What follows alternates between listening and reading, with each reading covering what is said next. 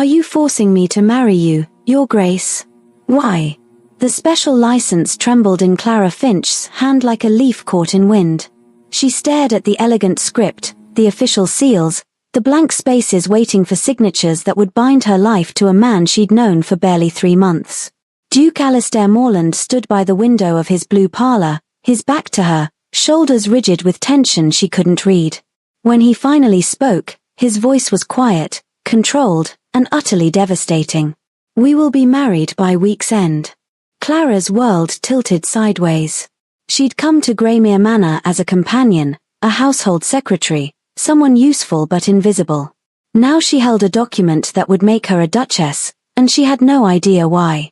Hello, lovely. If you're enjoying this tale of unexpected proposals and hidden truths, I'd be grateful for a like or subscribe.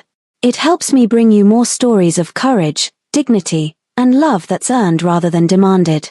Tell me in the comments, have you ever been asked a question that changed everything? I read every note. 1. Clara's fingers tightened on the paper, creasing the expensive parchment. Are you forcing me to marry you, Your Grace? Her voice emerged steadier than she felt. Why? The question hung in the elegant room with its blue silk wallpaper and portraits of stern Morland ancestors. Through the closed door, Clara could hear the household moving, servants in corridors, children's laughter from the nursery upstairs, the normal rhythms of a great house. Everything ordinary while her life cracked apart. Duke Alistair Morland turned from the window. He was perhaps 42, tall and lean with dark hair graying at the temples. His wife had died 18 months ago, leaving him with grief he wore like an ill-fitting coat. Clara had watched him these past months, moving through his days with mechanical precision, a man performing the role of duke while forgetting how to be human. I'm not forcing you, he said quietly. I'm offering you protection. Protection from what? Alistair moved to the door and locked it, not with menace but with careful deliberation. The click of the bolt made Clara's heart hammer. From my cousin Garrick Sloane, Alistair said.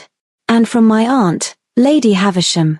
They've decided you're a problem that needs removing. Clara had known Garrick Sloane for exactly 6 weeks. He'd arrived at Greymere Manor after his own estate burned down, supposedly from faulty wiring. He was handsome in a polished way, charming when it suited him, and he watched the household accounts with the attention of a man calculating value. She'd also felt his eyes follow her through rooms. Had endured his comments about her elevated position as companion to the Duke's sister and secretary for household correspondence. Had noticed how he appeared in corridors where she walked alone. What have they said? Clara asked. That you're angling for the title. Alistair's voice was flat. That you've been seen in compromising situations. That you're using your position to manipulate your way into the family. The accusations were poison wrapped in silk. Clara had been hired 4 months ago when Alistair's widowed sister Beatrice fell ill with pneumonia. Beatrice had 3 young children who needed managing, and the household was drowning. Clara had excellent references, experience managing estates, and the practical competence of someone who'd earned her living since she was 16. She'd never been alone with the Duke except in the presence of his sister or the housekeeper. She'd never sought his attention. She'd simply done her work well, which apparently was crime enough. Last night, Alistair continued, you were in the library helping my niece Catherine with her Latin lessons. Garrick saw you. This morning he mentioned to my aunt that it was inappropriate for staff to be in the family wing after 9 o'clock. Clara remembered. Catherine, age 12, had been struggling with declensions. Clara had spent an hour helping her understand the pattern, both of them bent over the grammar book at the library table, completely absorbed in the work. It was perfectly innocent, Clara said. I know. But Garrick doesn't care about truth. He cares about leverage. Alistair moved closer, not touching her but standing near enough that she could see the exhaustion carved into his face. My aunt came to me this morning. She wants you dismissed immediately. Without references. She says keeping you here creates scandal. Clara felt her stomach drop. No references meant no future employment in any respectable household. It meant her younger brother Thomas losing his apprenticeship because she couldn't pay the fees. It meant poverty, The kind that ground women into nothing. So you're offering marriage to save my reputation? Clara's voice held an edge. How chivalrous. I'm offering marriage because the alternative is watching them destroy you for the crime of competence. Alistair's control cracked slightly. And because if you leave, Garrick wins. Wins what? Alistair was quiet for a moment. Then he said, control of the estate. Or enough of it to matter. Clara stared at him. Explain. There's a contested portion of the estate. Land and mineral rights worth approximately £40,000. My late wife's family believes it should have reverted to them upon her death. Garrick is their agent in this. If he can prove I'm unfit, unstable, grief-stricken, making poor decisions, they can challenge my stewardship in court. Understanding dawned cold and clear. And a scandal involving inappropriate behavior with household staff would prove instability. Precisely. But a swift, decisive marriage. Alistair's voice turned harder. That shows control. Judgment. A man taking charge of his household. Clara looked at the special license again. This wasn't romance. This was chess played with lives. Why me? She asked. If you only need someone to marry for appearances, why choose the one person who can refuse? It was the question that mattered most. Any number of suitable women would have accepted a duke's proposal, scandal or not. Why offer this protection to a companion with no family connections, no dowry, nothing to recommend her except competence?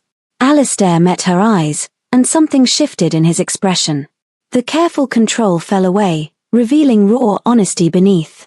Because you are the only person in this house who speaks to me like I'm human. The words landed between them, quiet and devastating. Clara remembered small moments she'd barely noticed at the time. Asking the Duke's opinion on hiring a new groom, then actually listening to his answer. Disagreeing with his decision to cancel the Harvest Festival because it felt too festive, pointing out that the tenants needed celebration more than aristocratic grief. Making him laugh once, accidentally, when she tried to mend a broken pen and only made it worse. She treated him like a person, not a title. And somehow that simple act had become extraordinary. Your Grace, Clara started. A knock at the door interrupted her. Sharp. Authoritative. Then a voice, icy as winter. Your Grace? Are you alone? Lady Havisham. Alistair's aunt, the dowager who'd ruled this household for 3 decades before her nephew inherited. A woman who valued tradition, propriety, and control above all else. Clara and Alistair locked eyes. The moment crystallized with terrible clarity. If Lady Havisham found them alone in a locked room, the scandal Garrick had been manufacturing would become real. Immediate. Unavoidable. Alistair made a decision. He raised his voice, perfectly calm. One moment, Aunt. He turned to Clara and whispered urgently, Do you trust me? I don't know, Clara whispered back. Then trust this. I will not let them destroy you. Whatever you decide about marriage, you have my protection. But if we're going to fight them, we fight together. Another knock, harder. Alistair. Open this door. Clara looked at the special license. At the Duke's face. At the locked door and the woman beyond it who would not show mercy. She thought of her brother Thomas, 14 years old and finally apprenticed to a solicitor after years of Clara working every position she could find to afford it. She thought of the small room she rented when she wasn't in service, the independence she'd fought for, the fragile respectability that was all she owned. She thought of Garrick Sloane's smile, calculating and cruel. And she thought of Alistair Morland's voice saying you speak to me like I'm human, as though that simple kindness was rare enough to be precious. We need to talk, Clara said quietly. Properly. With terms and conditions and honest answers. Relief flooded Alistair's face. Agreed. He moved to unlock the door. Lady Havisham swept in, her grey silk dress rustling with indignation, her eyes sharp enough to cut. What is the meaning of this? She looked from Alistair to Clara, her gaze lingering on the paper in Clara's hand. What are you doing alone with the staff? Clara is not staff, Alistair said clearly. She is my fiancée. We were discussing wedding arrangements. The silence that followed could have swallowed stars. Lady Havisham's face went through a remarkable transformation, shock, fury, calculation, all masked behind aristocratic composure. Your fiancé. How sudden? Not particularly. Alistair's voice carried absolute conviction. We've been considering this for some time. The announcement will be made at this week's charitable committee meeting. Clara forced herself to breathe normally, to stand straight, to look like a woman who'd agreed to this instead of one who'd been cornered. Lady Havisham's eyes narrowed. I see. How convenient. For everyone involved. The implication was clear. She didn't believe it. But she also couldn't openly challenge a duke's engagement without causing the very scandal she claimed to be preventing. Indeed, Alistair said. Now if you'll excuse us, we have details to finalize. Lady Havisham left, her displeasure a cold wind in her wake. The door closed. Clara and Alistair stood in the sudden quiet, both aware they'd just declared war. The breakfast room, Alistair said. In 10 minutes. We'll have privacy and propriety. We'll negotiate terms like civilized people. Clara nodded, unable to speak past the tightness in her throat. She watched him leave, then looked down at the special license still clutched in her hand. The paper that would either save her life or ruin it. Outside the blue parlor window, autumn rain began to fall. 2. The breakfast room was smaller than the main dining hall, furnished with comfortable chairs and a table that seated 8. Morning light filtered through tall windows overlooking the kitchen garden. Clara arrived first, still holding the special license like evidence at a trial. Alistair entered moments later, carrying a leather portfolio. He'd changed his cravat, she noticed. Regained his ducal composure. But his eyes still held that raw honesty she'd seen in the blue parlor. Sit, please, he said. Let's be practical. Clara Saturday. Practical she could manage. Practical meant questions with answers, problems with solutions, marriage as a negotiation instead of a trap. I need to understand what I'm agreeing to, she said. Beyond the public story. What happens after the wedding? Where do I live? What are my actual responsibilities? And what happens if this arrangement fails? Alistair opened the portfolio and withdrew several documents. I've had my solicitor prepare a settlement. It's not finalized because I didn't presume your agreement, but the outline is clear.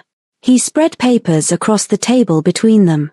Clara recognized legal language, property descriptions, financial terms. You'll have your own household funds, Alistair said, pointing to a column of figures. Not an allowance I can revoke, but independent accounts in your name. If the marriage ends, for any reason, you keep those funds plus a property in Bath that generates rental income. Clara stared at the numbers. They were generous. More than generous, they were insurance against destitution.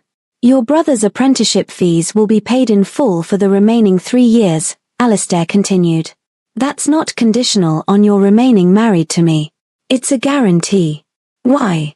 The question escaped before Clara could stop it. Because you shouldn't have to choose between your brother's future and your own safety. That's extortion, not marriage. Clara felt something tighten in her chest. She'd expected negotiation, but not this kind of fairness. What about my duties? She asked.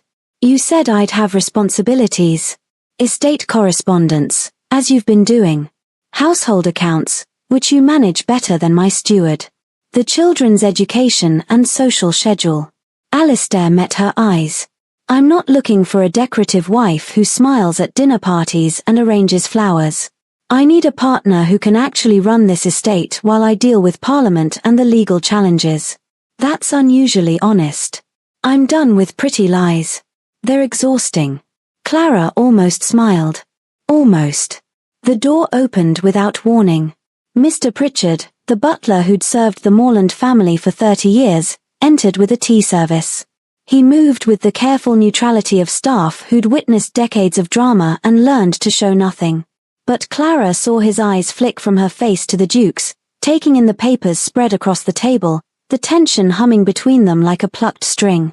Tea, Your Grace, Pritchard said blandly. And Miss Finch. Thank you, Pritchard. Alistair's voice held the faintest edge of humor. That will be all. The butler departed, closing the door with exquisite discretion. Clara reached for the teapot to give her hand something to do. The silver was heavy, ornate, probably worth more than she'd earned in a year. Her hands trembled slightly as she poured. Let me, Alistair said, moving closer. I can manage. But the cup tilted dangerously, hot tea sloshing toward the rim. Alistair's hand shot out, steadying the cup before it could spill or shatter. His fingers wrapped around hers, warm and solid. They both froze. It was nothing. A practical gesture. But the contact sent awareness shooting up Clara's arm, made her suddenly conscious of how close he stood, the faint scent of sandalwood and ink that clung to him, the way his breath caught slightly when his thumb brushed the inside of her wrist. Clara pulled away carefully, setting the cup down with deliberate control. Thank you, she managed. You're welcome. Alistair's voice had gone rough. They returned to their seats with too much space between them now, the small intimacy making them both careful. Clara wrapped her hands around the teacup, anchoring herself. You still haven't answered the real question. Which one? Why me? She looked up, meeting his eyes directly. The first answer about speaking to you like you're human, that's kind but insufficient. There are other women who could marry you, manage the estate, help with the legal battle. Women with family connections and impeccable reputations who wouldn't bring scandal. So why choose the one person who complicates everything? Alistair was quiet for a long moment. Then he said, because Garrick isn't just trying to take the contested land. He's maneuvering to be named my heir. Clara's breath stopped. I have no sons, Alistair continued. My nephew died with my wife in the accident that killed them both. The title can pass through the female line, but only if the succession is clear. Garrick is arguing that I'm unfit, too grief-stricken, too distracted, making poor decisions. If he can create enough scandal, enough evidence of instability, he can petition the crown to declare me incapable of proper stewardship. And if that happens, he becomes regent of the estate until I'm judged recovered, or until I die. Either way, he controls Greymere and everything attached to it. Alistair's hands curled into fists on the table. Including the tenants, the village, the people who depend on this estate for their livelihoods. Clara understood now. This wasn't just about property or money. It was about power and the lives it touched. So marriage proves you're stable, she said slowly. Decisive. In control. Yes. But more than that. Alistair leaned forward. A scandal involving you specifically helps Garrick because you're close to the family. You work with the children. You manage correspondence. You're visible. If he can paint you as a scheming opportunist and me as a fool who fell for it, that's the perfect evidence of impaired judgment. But if I'm your wife, then the narrative changes. I haven't been manipulated. I've made a rational choice. The fact that you're not aristocratic actually helps, believe it or not. It shows independence of thought, not weakness to female scheming. Clara wanted to laugh at the twisted logic. That's remarkably cynical. That's remarkably accurate, Alistair corrected. Society forgives powerful men almost anything if they maintain the appearance of control. And what about me? Clara asked quietly. Do I get to be anything more than a chess piece in your family drama? Alistair flinched. You think that's all this is? I think you're offering me a very good deal to solve a very bad problem. I think you're being honorable about it, which is more than most men would be. But I also think you haven't told me whether you actually want to marry me, or if you're just willing to. The distinction mattered. Clara had spent her entire adult life being useful to people who didn't see her. She'd been a good companion, an excellent secretary, a reliable presence. But she'd never been chosen for herself, only for what she could provide. Alistair stood abruptly and moved to the window. Rain streaked the glass, turning the garden into watercolor smears of green and grey. I don't know, he said finally. Honest. Brutal. I don't know if I want marriage or if I'm just desperate for a solution that doesn't involve watching my cousin destroy everything. I don't know if what I feel when I'm around you is attraction or just relief that someone still treats me like a person. I don't know. He stopped. Took a breath. But I know this, he continued, turning to face her. You deserve better than a marriage of convenience. You deserve someone who chooses you without conditions. And I can't promise to be that person because I don't know if I'm capable of it anymore. But I can promise honesty, respect, and time. Time for what? To figure out if we're compatible beyond crisis management. To see if this could be more than a business arrangement. His voice softened.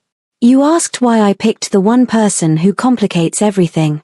Maybe because you're the only person who makes me want to be uncomplicated. Clara felt tears prick her eyes. She blinked them away furiously. That's too honest, she said. You asked. I did. Clara stood, smoothing her practical grey dress. I have a condition of my own. Name it. You announced our engagement to your aunt. That makes it real, at least socially. But I won't marry in secret. I won't be hidden like something shameful. If we do this, we announce it properly. Publicly. In daylight, where everyone can see. Something shifted in Alistair's expression. Surprise, maybe. Or respect. The charitable committee meeting, he said. Friday afternoon. Half the county will be there. Perfect. Clara. He moved closer. You understand what that means? The scrutiny, the gossip, the judgment. I've survived worse. She met his eyes. And if we're going to fight your cousin, we fight openly.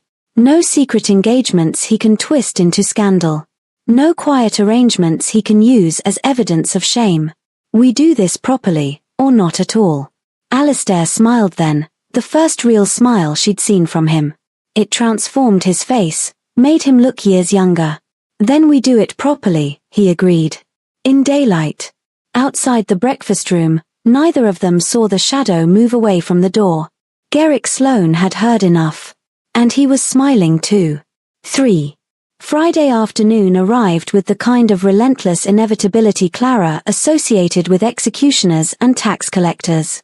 The charitable committee meeting convened in Greymere Manor's drawing room, a space designed to intimidate with its silk-draped walls, gilt-framed portraits, and furniture that cost more than most people earned in a lifetime. 23 women gathered, ranging from village shopkeepers' wives to the highest aristocratic ladies in the county. They came ostensibly to discuss almshouse funding and winter relief efforts. Really, they came to gossip, evaluate social standing, and enforce the invisible rules that governed their world. Clara stood near the refreshment table, wearing her best dress dark blue wool, well made but clearly not expensive. She debated borrowing something finer from Beatrice, the Duke's sister, then rejected the idea. If she was going to be judged, let it be as herself. Lady Havisham presided from the central sofa like a queen holding court, her steely hair arranged in perfect ringlets, her black morning silk rustling with each precise movement. Around her clustered the most powerful matrons, Lady Ashford, Lady Penworth, Mrs. Thornhill Kent, all watching with eyes that missed nothing. Alistair entered precisely at 3 o'clock, as planned. The room quieted. He moved with the controlled grace of a man performing a role he'd perfected over decades, but Clara saw the tension in his shoulders. He stopped in the center of the room, commanding attention without effort. Ladies, he said, his voice carrying clearly.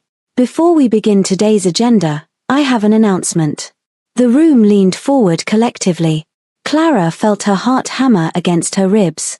This was the moment. Public. Irreversible.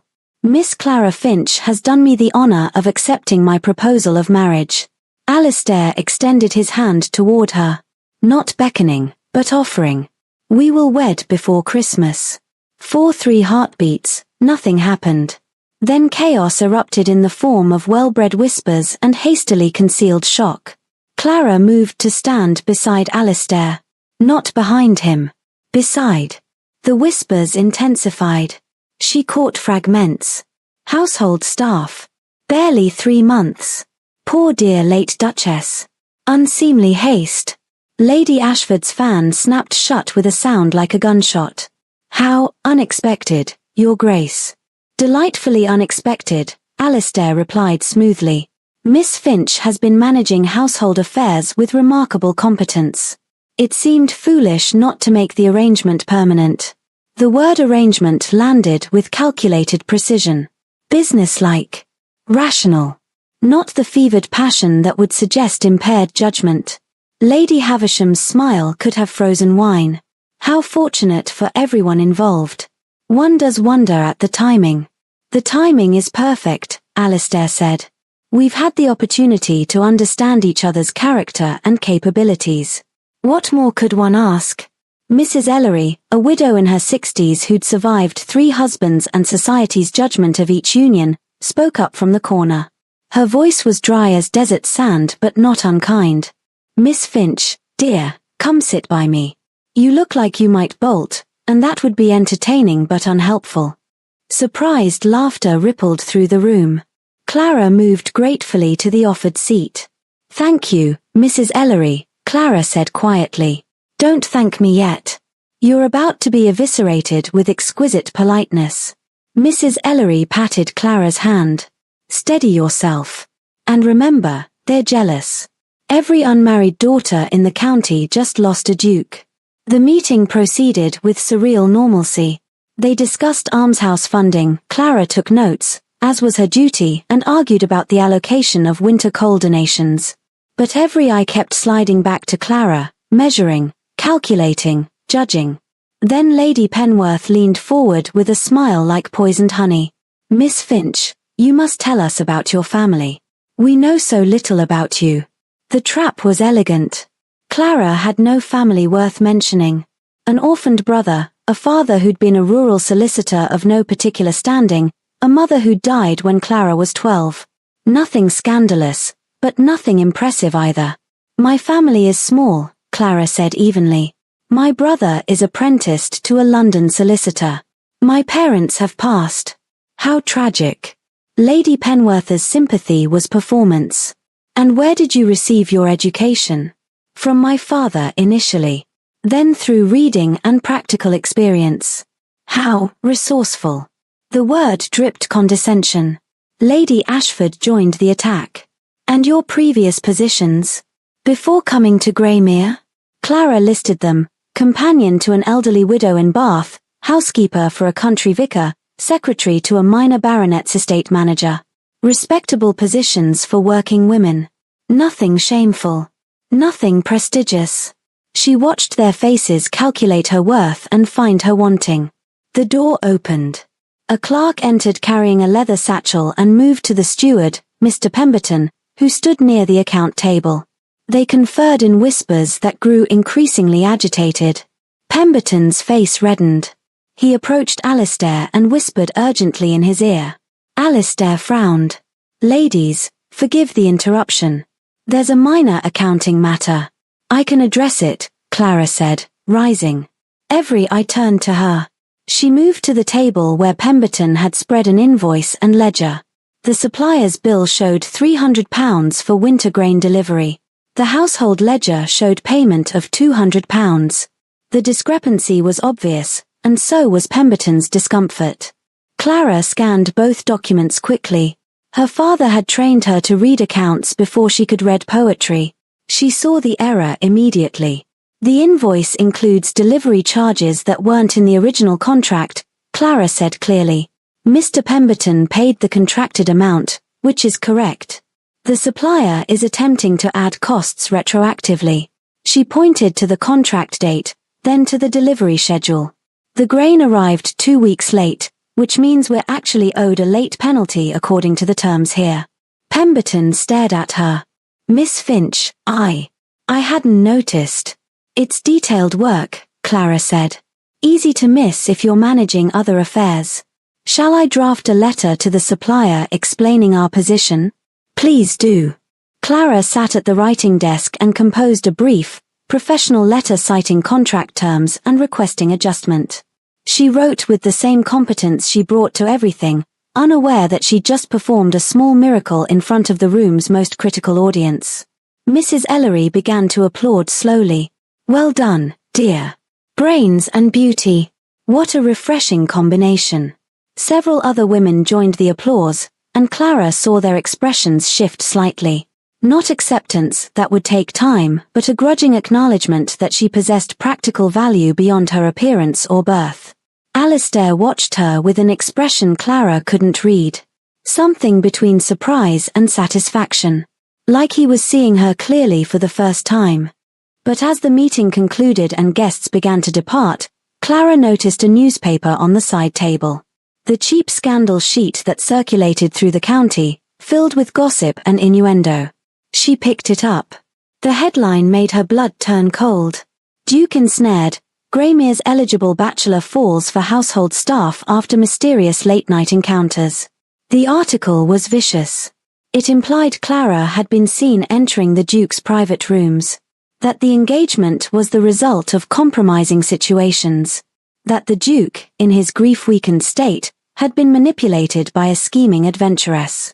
Every word was carefully constructed to avoid outright slander while destroying reputations. Clara looked up to find Garrick Sloane standing in the doorway, watching her read. He was immaculately dressed, his expression perfectly neutral except for the slight curve of his mouth. He began to applaud softly, mockingly. "Excellent performance, Miss Finch," Garrick said. "Though I wonder if even your talents with account books can calculate the cost of that particular headline." Clara felt ice settle in her stomach. She'd been so focused on the committee meeting, on proving herself to society, that she'd forgotten Garrick wasn't just watching. He was orchestrating. Alistair appeared at her side, his face carved from fury. "Garrick. Leave. Now." "Of course, cousin." Garrick sketched an ironic bow. "I was just congratulating your fiancée on her accounting skills. So impressive. Almost as impressive as her timing." He left, and the threat hung in the air like smoke. Clara handed Alistair the newspaper. Watched his face as he read. Saw rage and shame war in his expression. "He planted this," Alistair said quietly. "The timing is perfect. Right after a public announcement that makes us look defensive." "Yes." Clara's voice was steady, though her hands weren't. "And he's just getting started." 4. The scandal sheet was only the beginning. Over the next 3 days, the attack intensified with surgical precision. A letter arrived at Greymere Manor addressed to Alistair from the bishop's office, expressing concern about the hasty nature of the engagement and requesting a meeting to discuss propriety and pastoral guidance. The implication was clear: people in power were questioning the Duke's judgment.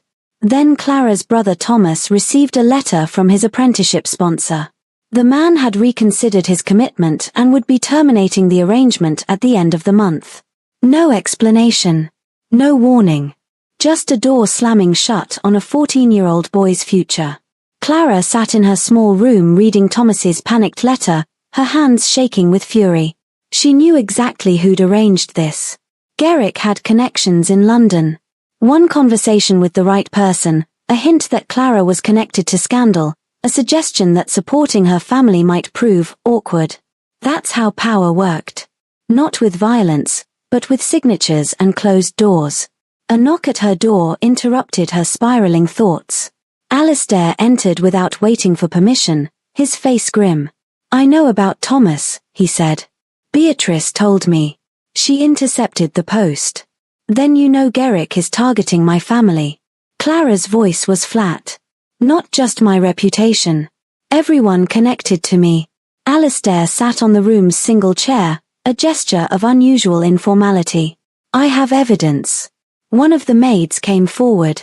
She overheard Garrick meeting with a man from the scandal sheet, paying him to print specific stories. And the steward's office was broken into last week, nothing valuable taken, but correspondence files were disturbed. Clara felt cold settle in her bones. He's looking for ammunition. Anything he can twist. I'm going to confront him. Publicly. Expose the manipulation. No. Clara stood abruptly. That's exactly what he wants.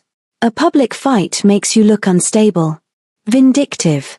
It proves his argument that you're not fit to manage the estate. Then what do you suggest? Let him destroy you systematically? Clara moved to the window. Outside, Autumn had deepened toward winter. The gardens looked grey and sleeping. "I suggest," she said quietly, "that I end the engagement." Silence fell like a curtain. "No." Alistair's voice was hard. "Listen to me." Clara turned to face him. "Garrick's leverage disappears if I'm not part of the picture. The scandal fades. Your reputation recovers. And my brother.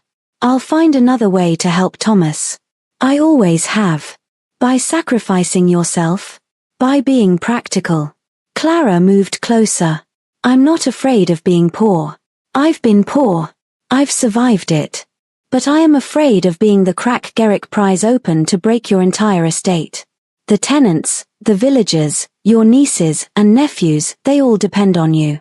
I won't be the reason they suffer." Alistair stood, and for a moment Clara thought he might actually shake her. Instead, he gripped her shoulders gently, forcing her to meet his eyes. "Do you know what you're doing?" His voice was raw. "You're proving exactly what I told my aunt. That you're the most capable, selfless person in this household. That marrying you is the sanest decision I've made in years. And you're walking away from it. Because staying destroys you. Staying saves me." Alistair's grip tightened. "Don't you see? Garrick wins if you leave. He wins because I lose the one person who actually helps me remember why I'm fighting. The one person who treats me like I'm human instead of a title to be manipulated." Clara felt tears threaten. She blinked them away. "I'm writing the letter tonight. I'll say the engagement was premature. That we both realized we aren't suited. It'll be gracious and final. Clara, please don't make this harder." Her voice cracked. "Let me do this one decent thing." She pulled away from his grip and moved to her small writing desk. The letter wrote itself in her mind: regret, gratitude, a clean break that would let them both salvage something. Alistair stood watching her for a long moment. Then he said, very quietly, "I'm not giving up." He left before she could respond. Clara sat at the desk as evening darkened into night, writing and rewriting the letter until the words blurred together. By midnight, she had a final version, dignified, honest, and utterly heartbreaking. She sealed it with wax, addressed it to Alistair, and set it on the desk. Then she packed her single bag. Her few dresses. The small prayer book her mother had given her. Thomas's letters. Everything she owned fit into one worn leather case. She would leave at dawn. Quietly. Before the household woke. Before Garrick could claim another victory. Before she had to see Alistair's face and lose her resolve entirely. But at 4 in the morning, Clara woke to find Mr. Pritchard standing in her doorway with a lamp, his elderly face grave. "Miss Finch. His Grace requests you come to the stables immediately." "Why?" "He didn't say. But he asked me to give you this." Pritchard handed her an envelope. Inside was a single sentence in Alistair's handwriting. "Please give me the chance to tell you the whole truth before you leave." Clara dressed quickly and followed Pritchard through the sleeping house. The stable yard was dark except for a single lantern. A carriage stood ready, horses stamping in the cold. And Alistair stood beside it, his coat unbuttoned, his cravat missing entirely, his hair dishevelled by wind. He looked nothing like a duke and everything like a man who'd stopped caring about appearances. He held the special license in his hand. "You asked if I'm forcing you," Alistair said as Clara approached. "I'm not. But I am begging you to stay long enough to hear the truth. All of it. Not the version I told myself I could live with." Clara stopped 5 feet away, her bag in her hand. "I'm listening." "Not here." He gestured to the carriage. "There's a place I want to show you. If you're willing." "Where?" "The village church. Public enough to stop rumors. Private enough for honesty." Clara should have refused. Should have climbed in the carriage and left immediately. But something in his face, raw, desperate, completely honest, made her nod. 1 hour, she said. "Then I'm leaving regardless." 1 hour, Alistair agreed. They climbed into the carriage together as dawn broke cold and clear over Greymere. And Clara wondered if she was making the bravest decision of her life or the most foolish. Possibly both. 5. The village church of St. Catherine's stood on a small hill overlooking Greymere's main street, its stone walls grey in the early morning light. The building was modest but beautiful, with stained glass windows that would glow brilliant colours when the sun rose properly. Alistair helped Clara down from the carriage. The village was still sleeping, shops shuttered, streets empty except for a single milk cart rattling past. They had privacy without the danger of being truly alone. The church vestry was small and spare, furnished with a wooden table, 2 chairs, and shelves of parish records. Alistair lit a lamp against the dim morning light, then turned to face Clara. She set her bag on the floor. Waiting. You asked why I chose you, Alistair began. I gave you partial answers. True ones, but incomplete. Now I'll tell you the rest.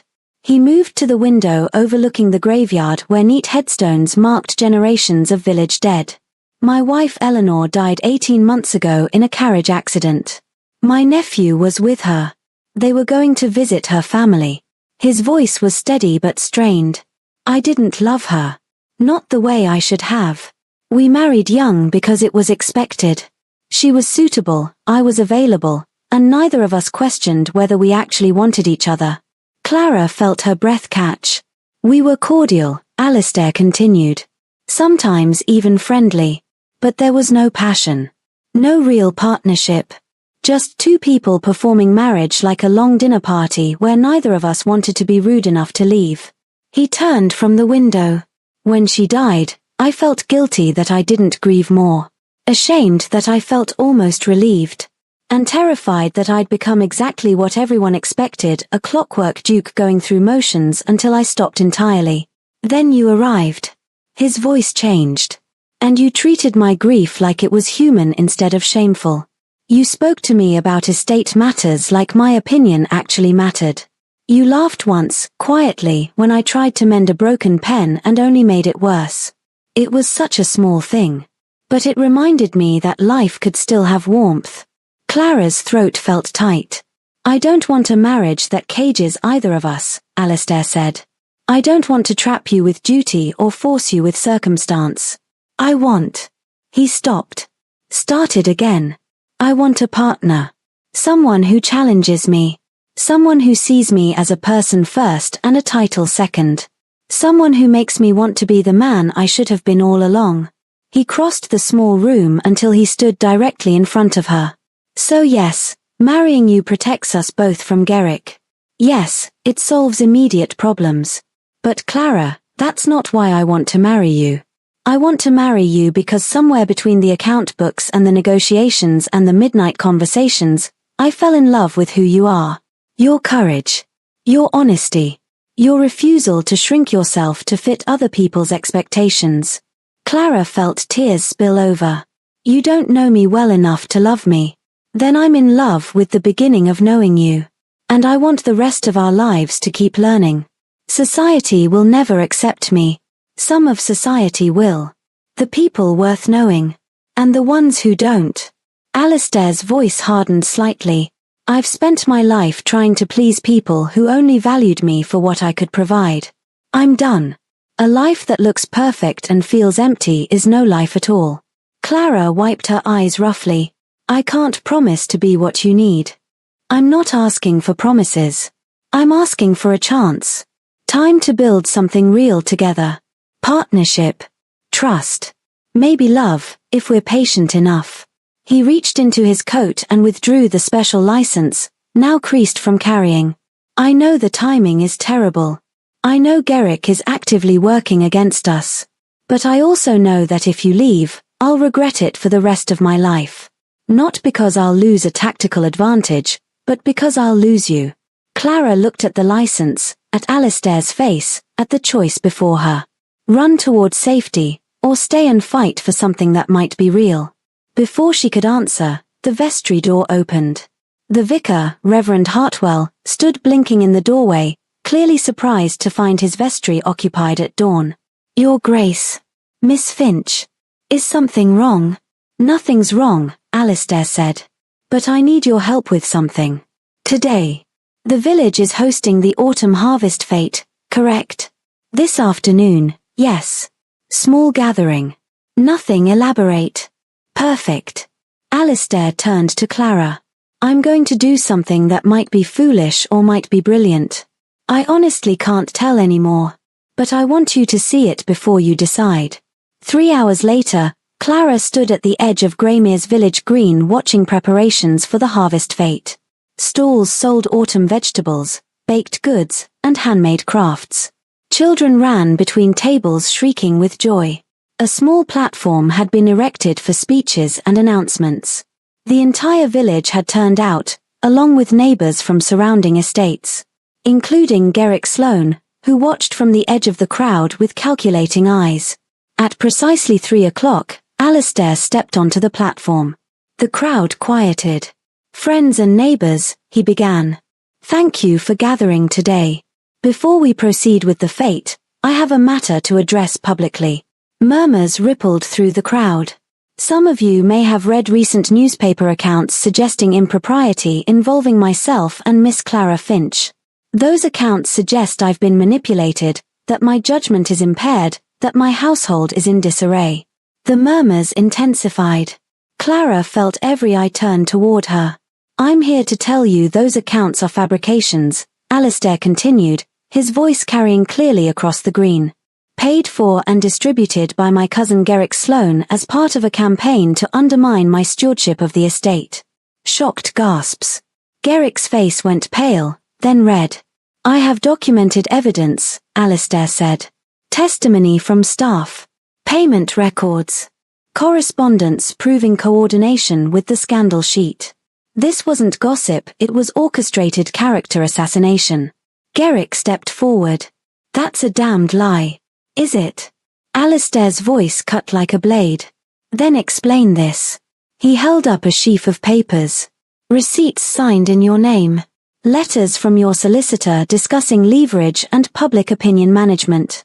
Statements from 3 witnesses who heard you bragging about your plans at the Royal Oak Tavern last week. The crowd turned to stare at Garrick. His carefully cultivated charm crumbled, revealing cold fury beneath. You think you can humiliate me publicly? Garrick's voice shook. You're finished, cousin. This proves nothing except your own paranoia. It proves you're willing to destroy innocent people for property you have no legal claim to. Alistair descended from the platform. And it shows everyone here exactly what kind of man seeks to control their lives and livelihoods. Mrs. Ellery, the elderly widow who'd been kind at the committee meeting, stepped forward. I believe His Grace. My own granddaughter was approached by a man offering to pay her to spread gossip about Miss Finch. We refused and reported it to the vicar. Other voices joined hers. The greengrocer whose daughter worked at Greymere Hall. The blacksmith who'd heard Garrick complaining about the Duke's weakness in the tavern. One by one, witnesses who'd been too afraid to speak found courage in numbers. Garrick saw the tide turning against him. His face twisted with rage, but he was cornered. This isn't over, he hissed. Yes, Alistair said quietly. It is. Your rooms will be cleared by evening. You're no longer welcome at Greymere. Garrick left, his departure marked by hostile stares and satisfied murmurs. The crowd began to disperse back to the fete, conversations buzzing. But Alistair remained on the platform, his attention solely on Clara. Miss Finch, he said, and his voice carried just far enough that those nearby could hear. I need to say something publicly. Clara's heart hammered. Your Grace. You never asked to be part of this family's drama. You came here to work, to help, to survive.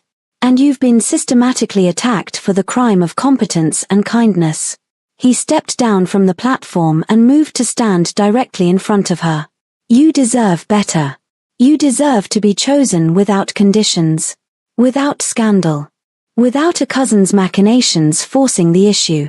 The crowd had gone silent again, watching. So I'm asking you now, Alistair said. Not because I need a shield against Garrick. Not because it's tactically convenient. But because I choose you. The woman who questions my decisions. Who saves me from accounting errors. Who speaks to me like I'm human. Who makes me want to be better than the title I inherited. He held out the special license. Clara Finch, Will you marry me? Not to save my reputation or protect yourself, but because we could build something real together. Something honest. Something that might actually be happy. Clara looked at him standing before her, vulnerable and public and completely sincere. She looked at the villagers watching with expressions ranging from curiosity to warm approval. She looked at Mrs. Ellery, who nodded encouragingly. She thought about safety. About running. About protecting herself from risk. Then she thought about Alistair's voice saying, "You speak to me like I'm human," as though that simple kindness was revolutionary. "You're the worst sort of man, Your Grace," Clara said, loud enough for the nearest listeners to hear. Alistair's face fell. "Why?" "Because you make me brave." Clara took the license from his hand. "Yes. I'll marry you. But on my terms." Relief flooded his expression. "Name them." "My brother's apprenticeship continues regardless of whether this marriage works. I keep my position managing estate accounts and correspondence. I'm not decorative, I'm functional, and everyone will know it." Clara's voice strengthened. "And your aunt does not rule my worth." "Clear?" "Crystal clear." "Then yes. I choose you back." The crowd erupted in applause. Mrs. Ellery laughed with genuine delight. Reverend Hartwell appeared from the crowd grinning. "Well then," the vicar said. "Shall we discuss wedding arrangements? I believe St. Catherine's is available next month." "Actually," Alistair said, still holding Clara's gaze, "I was hoping for sooner. This week, perhaps." "Why wait?" Clara laughed, genuinely, helplessly laughed. "Because I need at least a week to prepare for becoming a duchess, you impossible man." 2 weeks then. Compromise. 2 weeks, Clara agreed. They married exactly 14 days later in St. Catherine's Church with the entire village attending. Lady Havisham came, her presence grudging but present. Mrs. Ellery served as Clara's witness and declared the whole thing the most sensible romance I've witnessed in 40 years. Thomas travelled from London for the ceremony, his apprenticeship secure and his sister finally, impossibly, a duchess. The wedding breakfast was held in Greymere's dining hall, and for the first time in 18 months, the house felt warm. Laughter echoed off stone walls. Children ran through corridors. Clara managed estate accounts from the study that had been her husband's and felt no shame in the work. Years later, when Thomas asked his sister how she'd ended up marrying a duke, Clara smiled and said simply, "He asked a question I couldn't ignore. Why you?" And I realized the answer was because I chose myself first. Everything else followed from there. Not a fairy tale. Not a dramatic rescue. Just 2 adults choosing honesty over convenience, partnership over performance, and building a life that felt real instead of looking perfect. And that, dear listeners, was more than enough.